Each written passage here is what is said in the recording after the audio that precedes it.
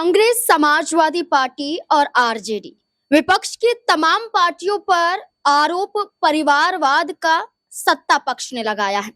ये आरोप लगते हैं कि सिर्फ और सिर्फ विपक्ष परिवारवाद के आधार पर ही चलती है, लेकिन जब भारतीय जनता पार्टी पर ही उंगली उठे तब क्या कहेंगे।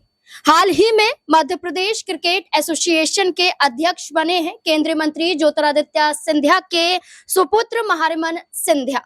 कम उम्र में यानी कि महज 29 साल की उम्र में महारिमन सिंधिया मध्य प्रदेश क्रिकेट एसोसिएशन के अध्यक्ष बन गए, ताजपोशी हो गए और इसके बाद तमाम सवाल यहाँ पर खड़े होने लगे।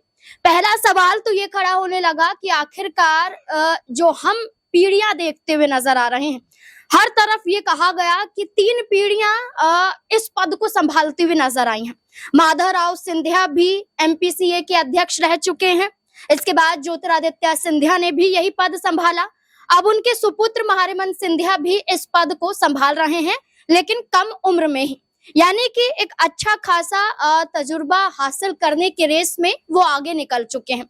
इसके साथ सवाल खड़े हुए कि क्या वाकई तजुर्बा है या फिर आने वाले वक्त में होगा, या उससे पहले ही उन्हें ये कमान सौंप कर कोई जल्दबाजी कर दी गई है। इसके साथ साथ ये भी कहा जाने लगा कि क्या इस ताजपोशी के साथ साथ अब राजनीति में भी कदम महारिमन सिंधिया रखने वाले हैं। तमाम सवाल यहाँ पर खड़े होते हैं, तमाम सवालों के जवाब लेंगे, क्योंकि मध्य प्रदेश की राजनीति में विपक्ष और सत्ता पक्ष के बीच में तीखी नोकझोंक लगातार जारी रहती है। जीतू पटवारी मोहन सरकार पर हमलावर रहते हैं और साथ ही साथ जीतू पटवारी पर भी आरोप लगते हैं। इस बीच में देखना होगा ये जो सवाल यहाँ पर उठ रहे हैं क्या वाकई लाजमी है या फिर नहीं। तमाम सवालों के जवाब लेंगे। हमारे साथ हमारे वरिष्ठ सहयोगी अमन सर जुड़ चुके हैं। सर बहुत बहुत स्वागत है। सर, महारिमन सिंधिया एमपीसीए के अध्यक्ष बने हैं और बहुत गर्मजोशी के साथ ज्योतिरादित्य सिंधिया उनके साथ नजर आए, ताजपोशी हुई, एक तरीके से एक जश्न के रूप में देखा गया। लेकिन अभी मध्य प्रदेश में जो कांग्रेस पार्टी के जो प्रवक्ता हैं, उन्होंने गंभीर आरोप लगाया है। जो प्रवक्ता है प्रवीण धोलपुरे, उनका सीधे तौर पर कहना है कि इसे क्या वंशवाद नहीं कहा जाएगा, वंशवाद की राजनीति नहीं कही जाएगी। उनका कहना है कि भाजपा बार बार कांग्रेस पर भाई भतीजावाद का आरोप लगाती है, लेकिन हकीकत यह है कि भाजपा खुद हर संगठन और संस्था में भाई भतीजावाद को बढ़ावा देती है। महारिमन सिंधिया का क्रिकेट या खेल प्रबंधन से कोई गहरा नाता नहीं है, लेकिन उसके बावजूद ये जिम्मेदारी सौंपी जाती है। तो क्या यहाँ पर परिवारवाद देखा नहीं जा रहा है?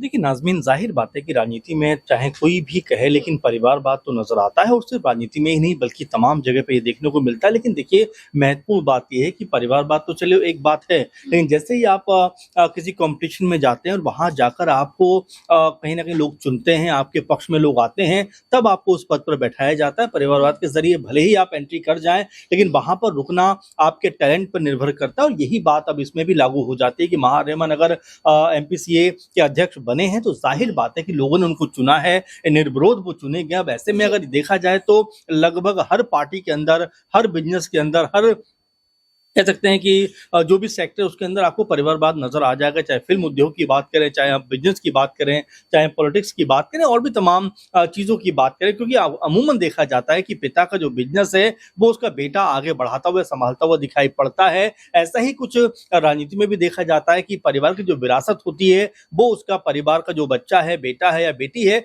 वो आगे बढ़ाते हुए दिखाई पड़ते हैं। सब लोग इसका विरोध जरूर करते हैं, लेकिन अगर आप देखेंगे तो हर पार्टी के अंदर ये तमाम चीजें नजर आ जाती हैं।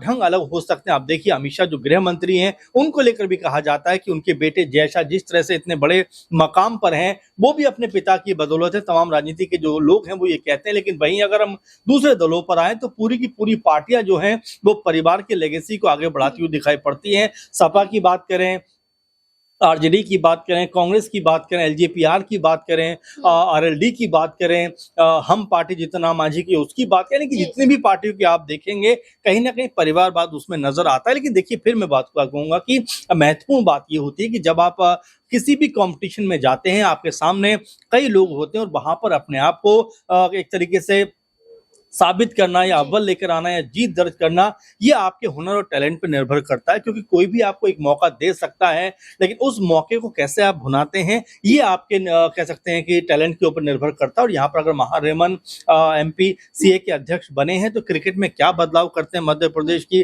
किस तरह से इस बॉडी को बेहतर करते हैं, ये देखना होगा। और ऐसे में सिर्फ कयास लगाकर कह देना कि भाई परिवारवाद की वजह से वो आए हैं, तो ऐसे में सब जगह आप देखेंगे तो ये चीज आपको नजर आ जाएगी। सर, जो कांग्रेस के प्रवक्ता हैं उनका खुलकर ये कहना है कि कई अनुभवी खिलाड़ी भी थे, कई इस एसोसिएशन से जुड़े हुए भी थे, तो कई ऐसे अनुभवी चेहरे थे जो आगे आ सकते थे, लेकिन ज्योतिरादित्य सिंधिया के बेटे महारमन सिंधिया के लिए आसान हो गया कि उनके कंपटीशन में कोई नहीं उतरा, निर्विरोध वो चुनाव जीत गए।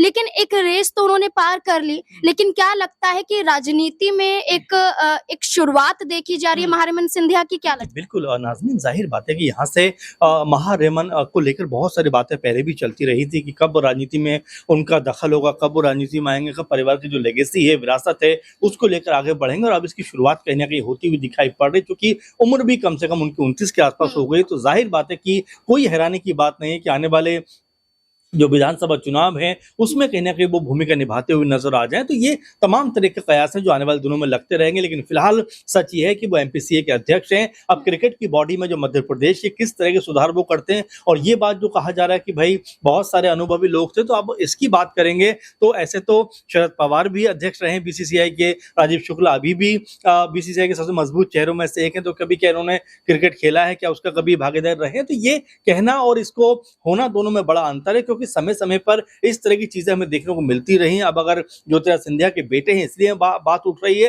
तो जाहिर बात है कि इसको लेकर शिवराज सिंह चौहान के बेटे कार्तिकेय सिंह चौहान भी राजनीति में पहले अपने पिता के लिए प्रचार प्रसार करते हुए नजर आए, लेकिन हाल फिलहाल में चुनावी मैदान में उतरने वाले थे, उपचुनाव लड़ने वाले थे, लेकिन लड़ नहीं पाए।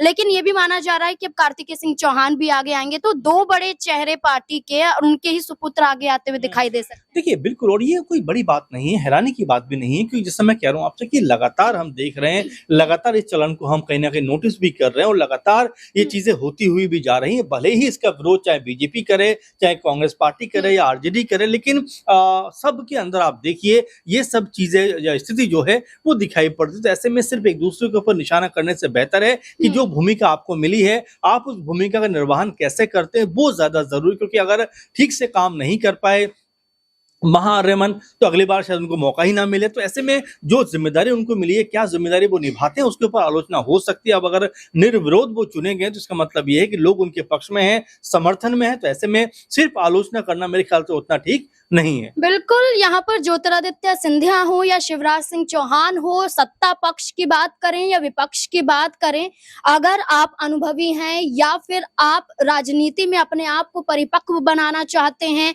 और आगे अपने पिता की विरासत को संभालना चाहते हैं, तो वो चेहरे आगे आए भी हैं और आते रहेंगे। मायावती की बात करें, बसपा सुप्रीमो मायावती की, उन्होंने अपने भतीजे आकाश आनंद को आगे किया है। तो ऐसे में माना जा रहा है कि ज्योतिरादित्य सिंधिया के बेटे महारमन सिंधिया सिर्फ मध्य प्रदेश क्रिकेट एसोसिएशन के अध्यक्ष ही नहीं बने हैं, बल्कि एक नई शुरुआत है, एक पहल है। अब देखना होगा कि आगामी चुनाव से पहले क्या तैयार हो चुके हैं महारमन सिंधिया, और महारमन सिंधिया क्या अब राजनीति में भी कदम रखते हुए नजर आएंगे। क्या लगता है आपको? इस पूरे मुद्दे को लेकर अपनी राय कमेंट सेक्शन में जरूर दें। धन्यवाद।